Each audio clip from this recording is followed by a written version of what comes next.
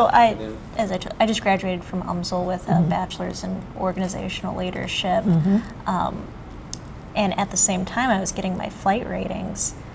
I never saw myself just being in aviation or being a pilot or going to school for leadership. I did my first flight and I was like, this is amazing. And then shortly thereafter, I was director of outreach for the Women in Aviation St. Louis chapter for a while. And I was like, I really like this. Yeah. It's fun. It's fun to problem solve and put events together. And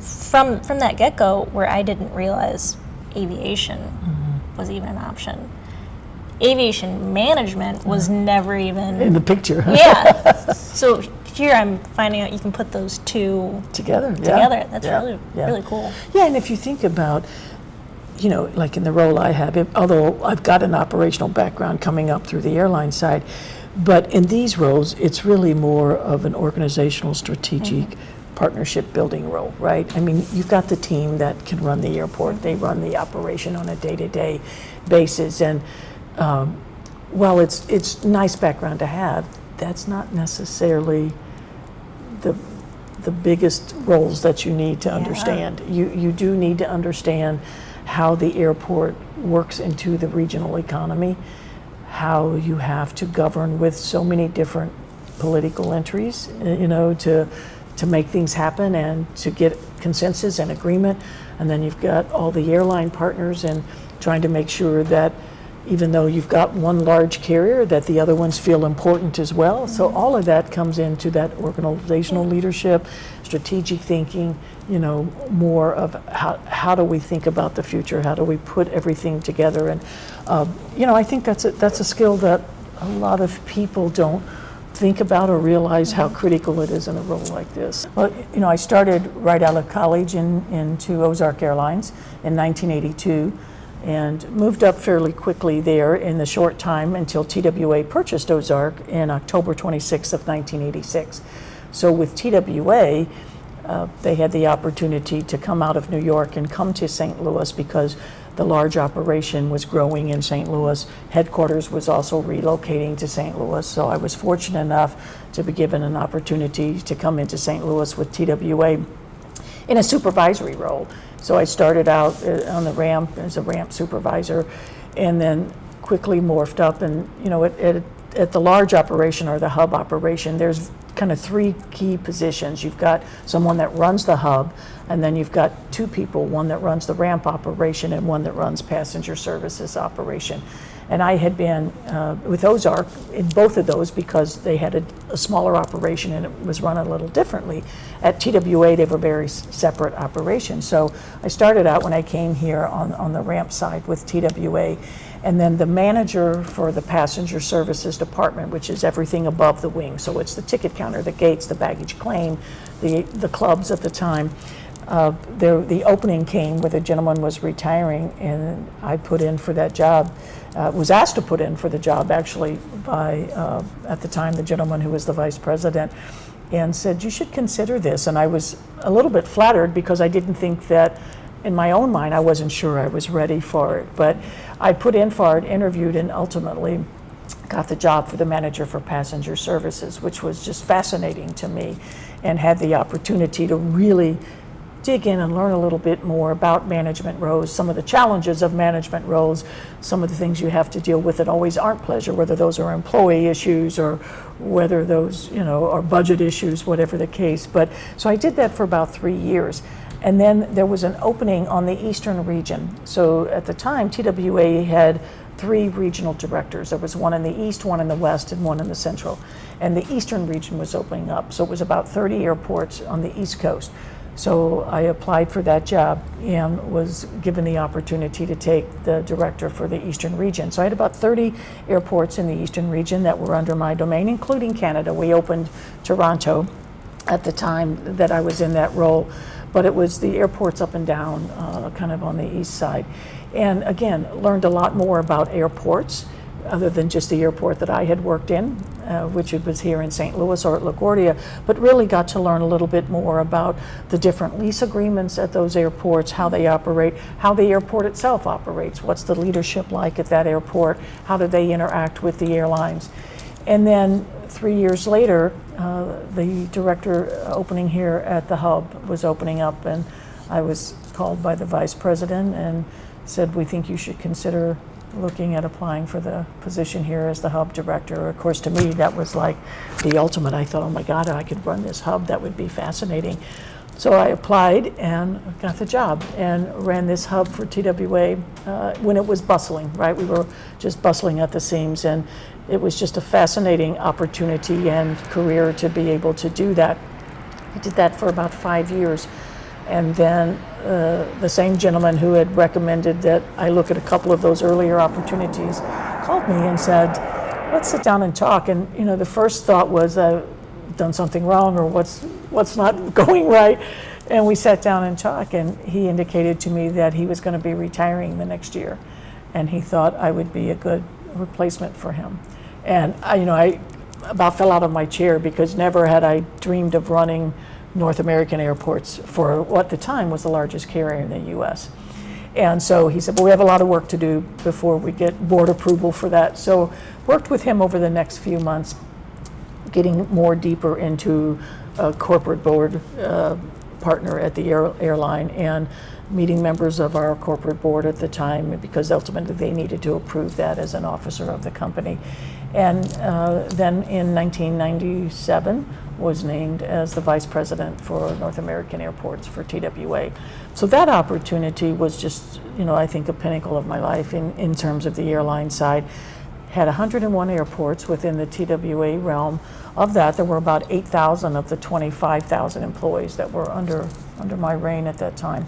And just got to learn so much more about airports all throughout North America, and really got to learn about the style of how the airports run and operate, and their, I guess, feeling toward airlines, airports, and just some of the challenges that exist between the airlines and the airports, and also, the differences of how much you have to market yourself. If you're in New York or LA and you've got 20 million people in your backyard, it's easy to get people to come fly to your airports. Not so easy if you're in a smaller region or a smaller airport. And so really understanding the dynamics of what it takes to market and garner service at airports that don't have the luxury of 20 million people in your backyard. So I learned so much during that time. And in 2001, we were in a bankruptcy, and American Airlines bought us out of bankruptcy. And that was a really challenging time, because the people at TWA had worked so hard to make the airline successful, but it was just financially a really tough time for us. So when American purchased TWA in 2001, I was placed on the integration team to help integrate all of the airports from the TWA side into the American side. So I worked very closely with American Airlines during those first 2 years on that integration side, along with a number of other people. But we worked really closely to try to ensure that there was opportunities for all the employees, maybe not always here, but there were opportunities within the system. And then looking at sort of the overlaps at the airports, all across the country. If we both had operations, obviously we had to combine ticket counters, we had to combine spaces and leases. So really got focused a lot in that time during that bankruptcy in that integration. And then in 2003, that was kind of wrapped up, and wasn't sure what I was going to do at that point. And American was very generous and had asked if I would come to Dallas and look at a position in Dallas, and that just didn't work for me at the time. We had 3 children, all were still at home, and my husband's job. So I said, that's just not going to work. And I actually thought that I would probably be leaving the industry. And they said, what would you do to stay with us? And I said, well, I need to be in St. Louis. And they said, you want to go back to running the hub? So I took a step back, and at first I was like, I'm not sure I want to do this, but then at the same time I thought, I love this hub, I love this airport, I love this city, and I know all the employees. I'll do that. I'll take a step back and run the hub and figure out if it's what I want to do. over the next 5 years, what I didn't realize is we would be slowly taking that hub away. So those last 5 years were really challenging, I would say, from 2004 to 2009, as we kept shrinking it here. So I looked at that and thought we have to get more engaged with the business community. We have to get more engaged with on the region from an airline side of life, because things are changing rapidly, and it's going to have an impact economically to this region and what we're doing. So I did get very involved with the business community, a number of different organizations at the time, trying to engage as much as we could to keep some partnership with the airline at the time and with the business community, knowing the changes. And in early 2009, when I thought that we had probably done the latest cut, which was going to put it at about 100 flights a day, was notified by American that we're going to yet make one more cut, and it would be the end of 2009. But we were going to go down to about a 60 flight a day operation from what was in the peak 500 flights. So it was a massive. Now there were other airlines that were operating, but the TWA flight number at its peak was over 450. So it was a massive number. A lot of those were regional jets, but there were a lot of flight activity here. So I made the commitment that I would see that through the end of December and try to work with the employees to help get them placed again as we were shrinking. What job opportunities or retirement, what are you looking at? And then I thought, I don't want to run a 60 flight a day operation anymore. It was just too much of a change in the career that I had been so fortunate to have. So I announced in the summer of that year that at the end of the year I would be retiring from American Airlines, and would be working those next several months with the business community and with the region to help to make sure people understood what this transition was going to look like. And then over those next few months, it was actually the business community and some of the leaders who said, Rhonda, you should think about the airport. You should think about running the airport. And that had never dawned on me, because it's a political appointment, and it just had never dawned on me that that was something. And then Mayor Slay at the time was the mayor for the city, reached out to me and said, let's have a cup of coffee. So over those next 2 or 3 months, he and I had a number of conversations and talked about the airport, talked about sort of what are we going to do to grow back our airport, and said, I have an interest in thinking about you as potentially being the next airport director. And so I went home one day and I said to my husband, I think I'd like to do this. And he said, are you sure? I said, I think so. I think I'd like to do this. So we moved from West County to the Central West End at the time, and the mayor had announced in October that I would take over the airport director role January 2nd. So I had a retirement of 2 days from American Airlines to this role, and I've been here the past 16 and a half years. So when we were the TWA and early American hub days, we had about 70% of the market share was connecting through St. Louis on TWA. And the local market back in those peak years is the same local market that we have today. The loss that we had was all that connecting traffic. So as we brought on partnership with Southwest, we really focused on an airline that could grow back that connecting traffic. And we've seen that. We've seen a lot of markets come back to St. Louis as a result of Southwest pushing connecting traffic through. So today, if we think about the airport in total, we're about 25% of our market is connecting through St. Louis. Almost all of that is on Southwest. And Southwest is about 60% of our operation, and 35% of their market share connects through St. Louis. So we have grown back quite a bit of the connecting traffic. We want to continue to grow that, because I do think that that's a key piece of our future here. And it's one of the challenges that we work with as we think about, going into a large project like this, which is very costly, making sure that we can be cost competitive enough to continue to grow that connecting traffic. The one nice addition that we've been able to bring to the table in terms of growing is the return of our European market. So with Lufthansa now, which is in its 4th year and just going to 5 days a week now for at least 8 months of the year. They'll go to 5 days, and then during the winter months, they'll go back to 3. But that flight's doing extremely well. And what we've seen with that market share is that we're really just getting outside of the metropolitan statistical area of St. Louis.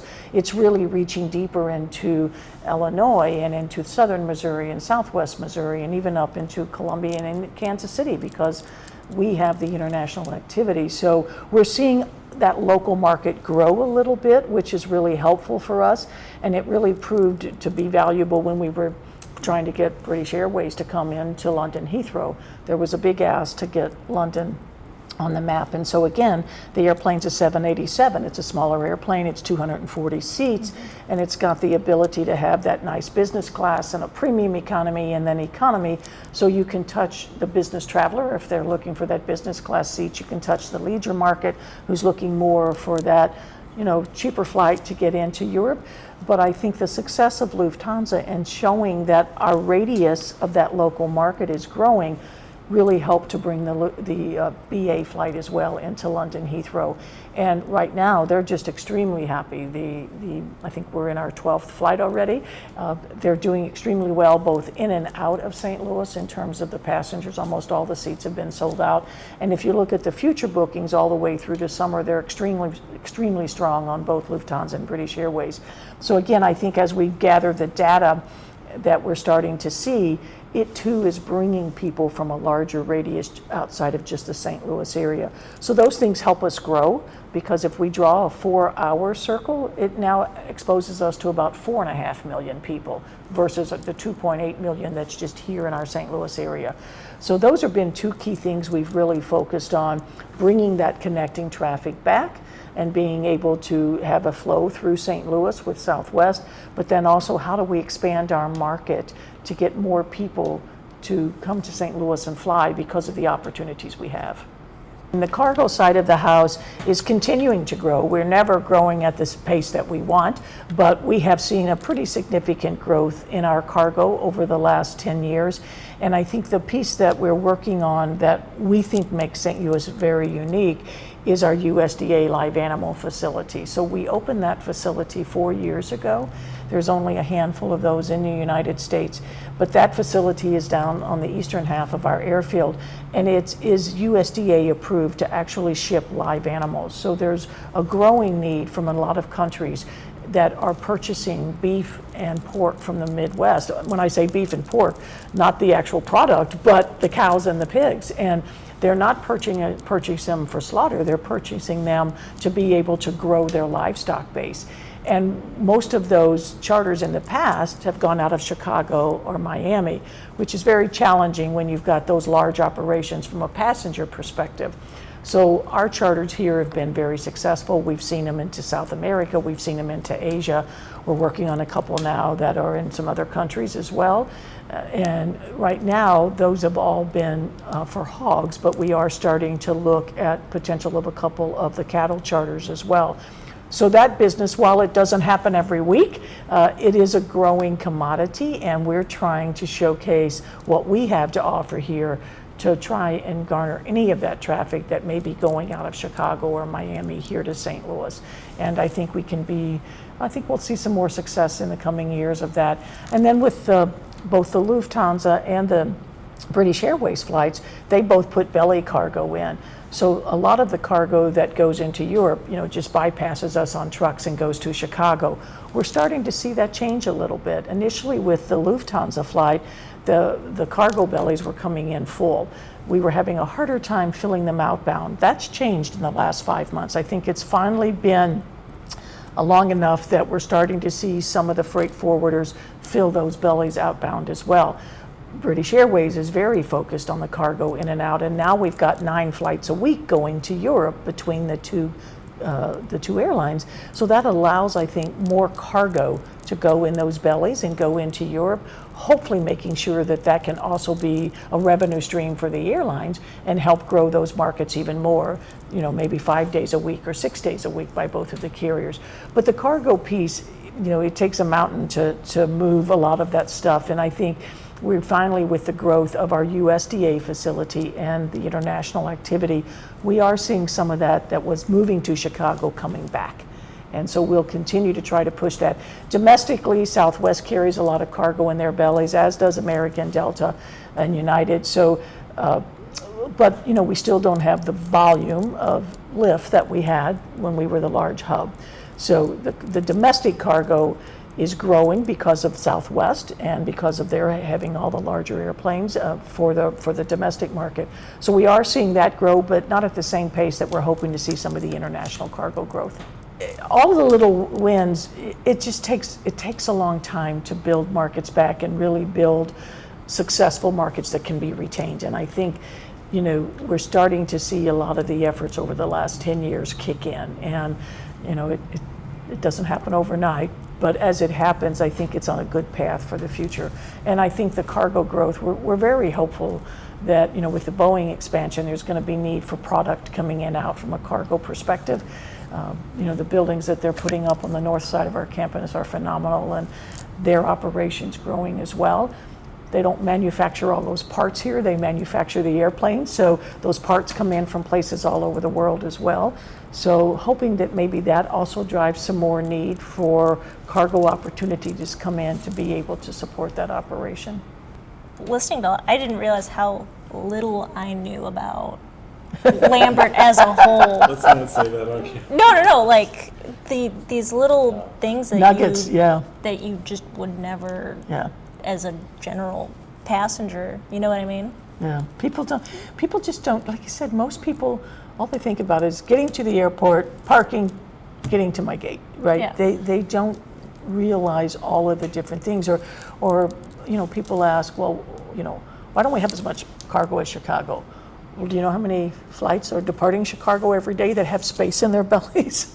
We don't have that. So, you've got to have opportunity for the freight forwarder. If a flight cancels or something, they want to know they've got a backup to put it on. That backup here hasn't been as much in the past. So now that we've got 9 flights into Europe, it's really starting to shift the mindset of we don't need to send trucks to Chicago to get service into Europe on our cargo. Let's put it out of St. Louis. So the more of that you get, the more that, and then it helps the airline revenue side, right? It helps them. It's not just the passenger revenue. Now we've got a nice cargo revenue stream as well. So it makes that flight more successful, and hopefully then makes those flights go to 5 days a week to 6 days a week, or daily, or year round. The slot for British Airways that we got there was only the slot that was open was a seasonal slot. It was the summer IATA. So it runs from April through October. And because Heathrow is a slot-controlled airport, that was the only slot we could get. We're very hopeful because it's been so successful, and assuming that fuel prices come down eventually, they want to move into that year-round. So they'll have to either swap out a slot that they have to another destination that maybe is not as successful, or someone else gives a slot up in Heathrow that allows them to come full-time here year-round. So there's just so many things that fascinating. Go into play with when you're trying to attract different airlines, when you're trying to attract business opportunities. It's not like you just say, okay, here, we want you to come, go do this. You've got to put the whole plan together and try to market and sell, and what things are happening in the region that's causing us to be successful, or companies that are growing, markets that are growing. So if I look back on the career, I think it really started probably when I took the Eastern region job and had an opportunity to see how 30 airports function and operate, and the partnerships that they have with airlines. And then certainly as I morphed into running North America for TWA, I had so much exposure to so many airports and their governing structures and how they thought about the partnerships, and I learned the ones that I liked and the ones I didn't like, right? And how to really interact with all your partners at the airport, especially the airlines, and not be enemies, but really be partners. And so when I came into this role in 2010, I think it was that experience that helped me realize that we've got to fix some things here. We have to really work on building back partnerships. There was just a lot of disgruntlement about what had happened, to the dehubbing, and we weren't the big hub anymore, and what did our future look like? And businesses were upset because they couldn't get to locations where they used to be able to fly to. The international markets had all disappeared. And so it was really trying to partner with the community and under the Mayor Slay's leadership to say, let's do a strategic plan. Let's all make sure we are on the same page, because we, the airport, can't do this by ourselves. We need you to come with us. We need to have the same vision. And, you know, it took us, we worked with the Regional Business Council at the time, actually hired a firm to do a strategic plan with us, and then brought, I don't know, 15 or 20 different business leaders in, along with my team here at the airport. And most of them had never sat through a strategic planning exercise, and it took us a year, right? So a lot of differences of opinions, what people wanted versus what the reality was of where aviation is and what we could do. And so trying to balance the reality, and out of that, we still use that strategic plan today. We finished that strategic plan in 2014, and out of that came really the growth of the partnership with Southwest, and recognizing that they were the airline that could bring back the connecting market here. You know, at that time, there was still, US Air was still around in maybe Northwest, I'm trying to remember. But, you know, the other airlines had shrunk down to 5.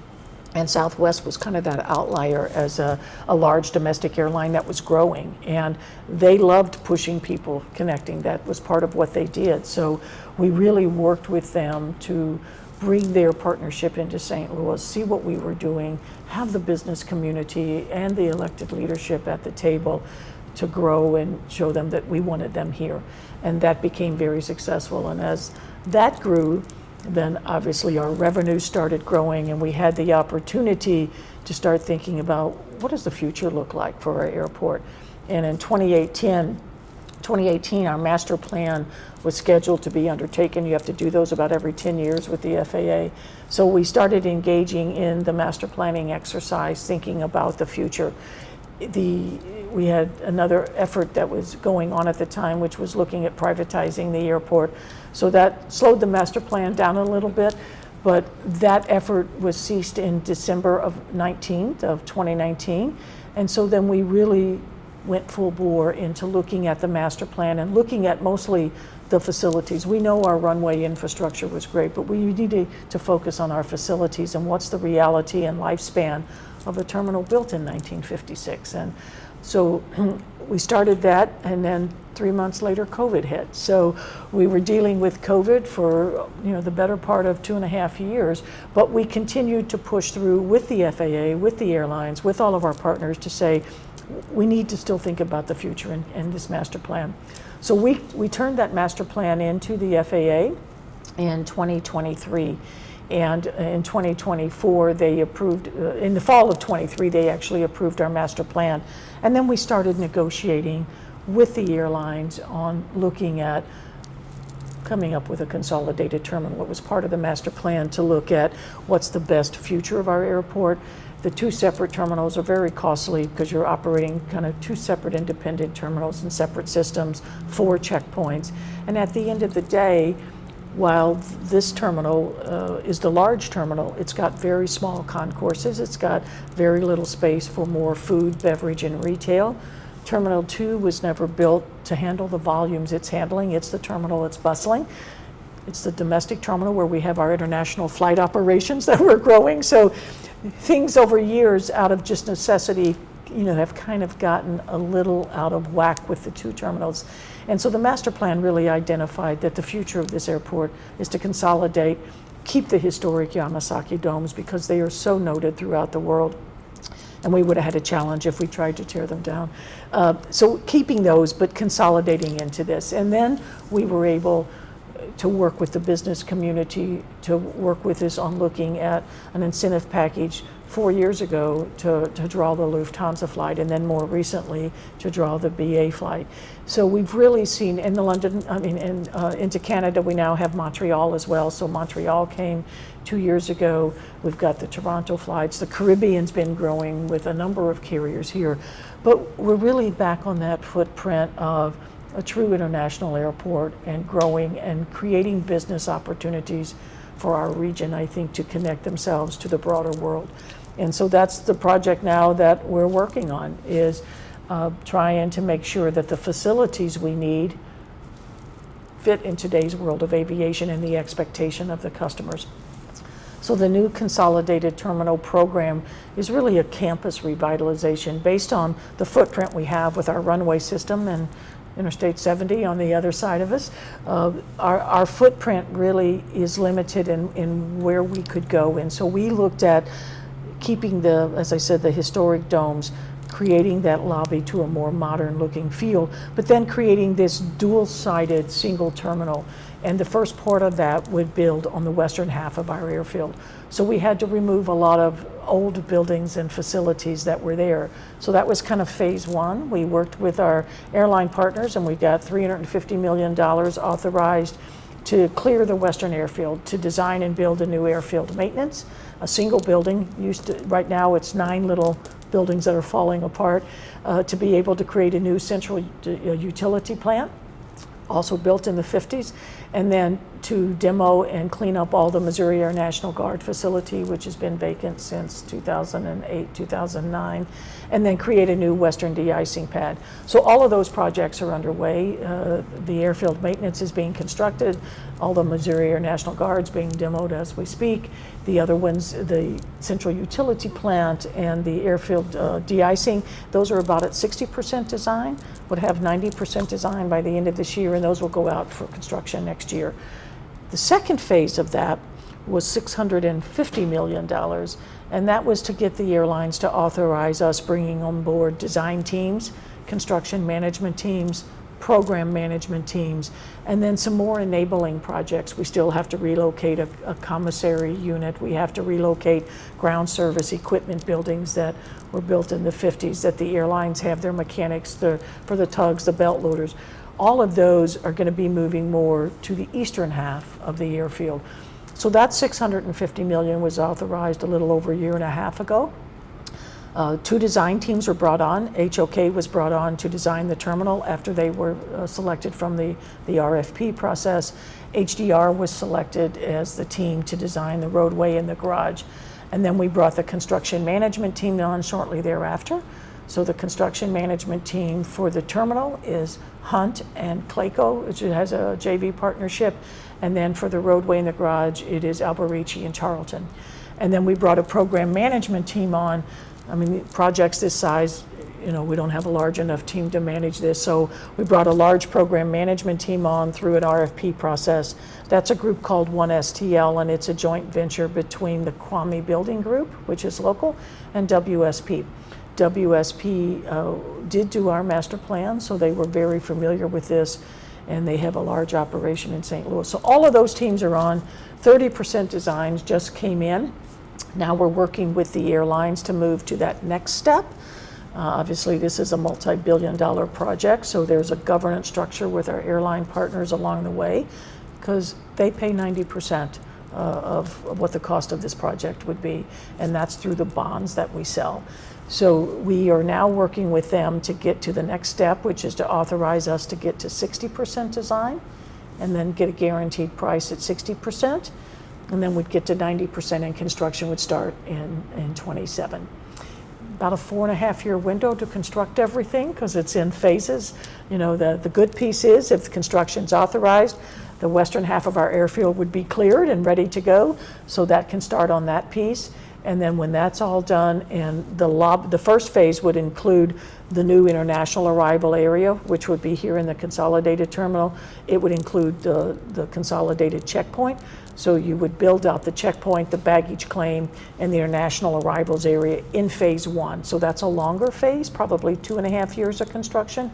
And then as you finish that, you tear down the remaining concourses that are in Terminal 1 that would no longer be used as those airlines moved over. And then you'd start building the gates to the east.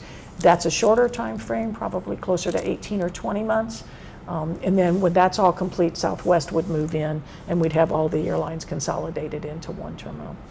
And then overlaid with that, you have the roadwork in the garage being built. So it's a massive project. Again, it's a multi-billion-dollar project.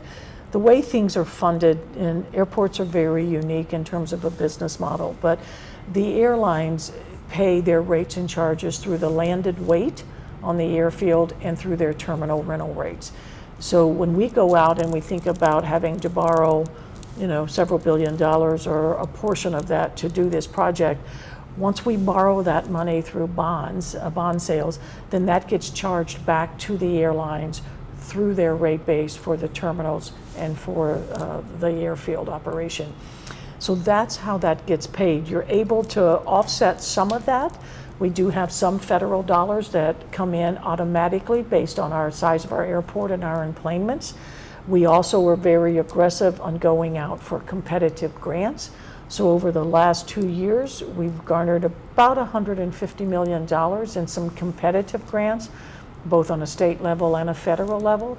We just had an announcement this week of another $30 million that came to us, and that's to help offset the cost of the central utility plant. But any of that we can bring in lowers the bonds that we have to sell, which means then the airlines don't have to cover that piece. The other piece you look at is the revenue you drive at your airport to offset your cost. So all the concessions, whether that's food, beverage, parking, we own the 2 garages and 5 lots. We're building another surface lot that's going under construction here in the next month or so.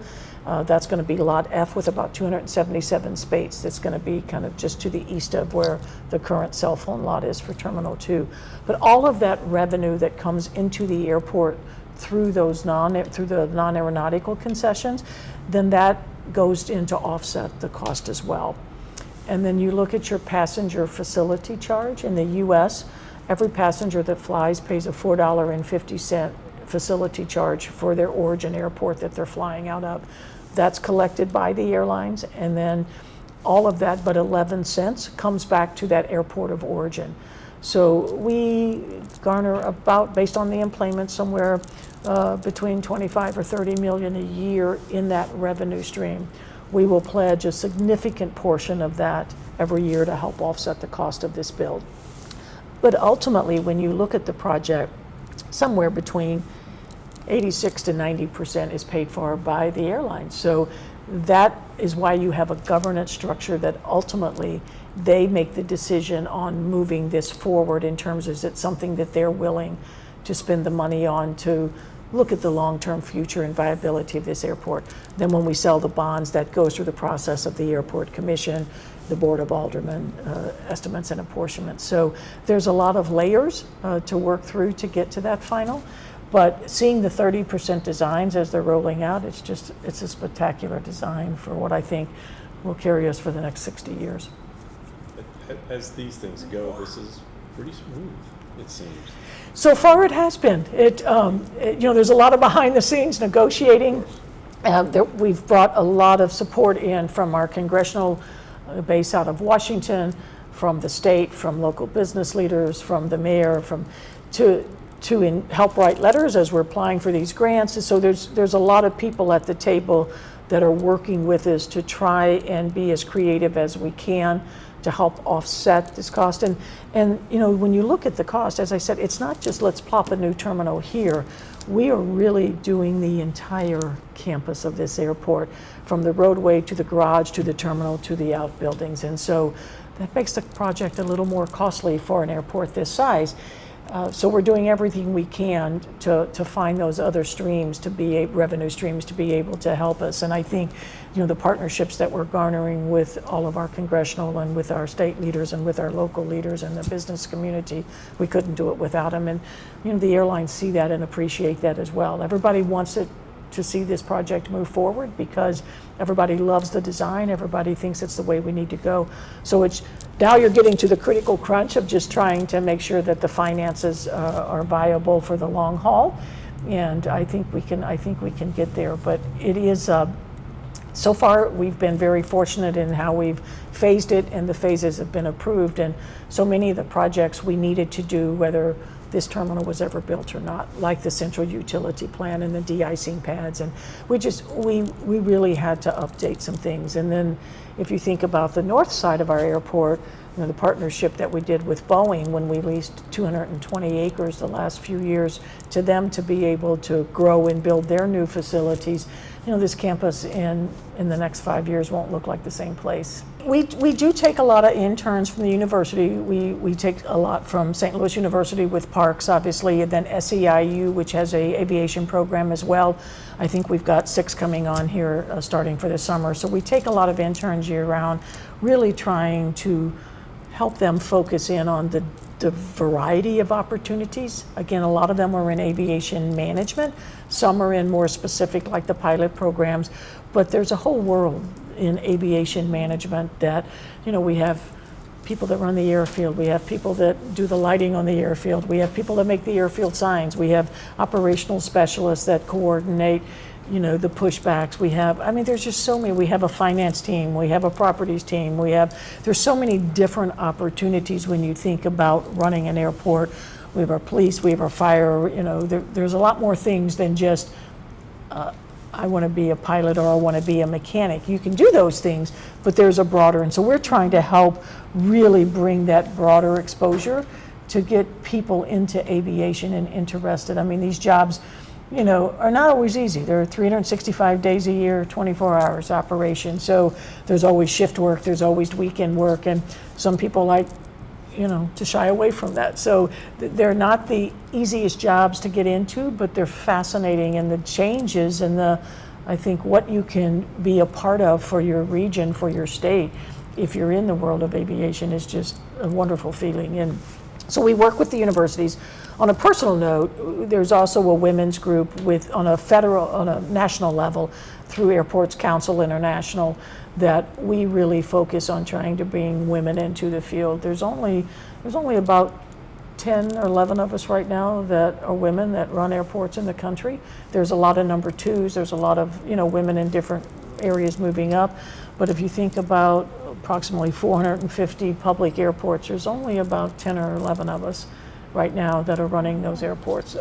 And so it has been a very male-dominated industry.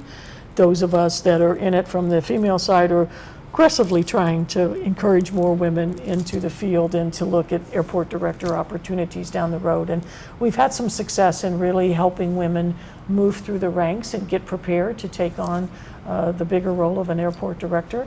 And then there's a number of young women that I mentor as well that are in some sector of aviation and just trying to figure out what's that next path and how do you get to be an airport director, or how do you run? So I take great pride in helping bringing people up, especially women, but people of all backgrounds, just because I think we need more good people in aviation that really want to put a career in aviation.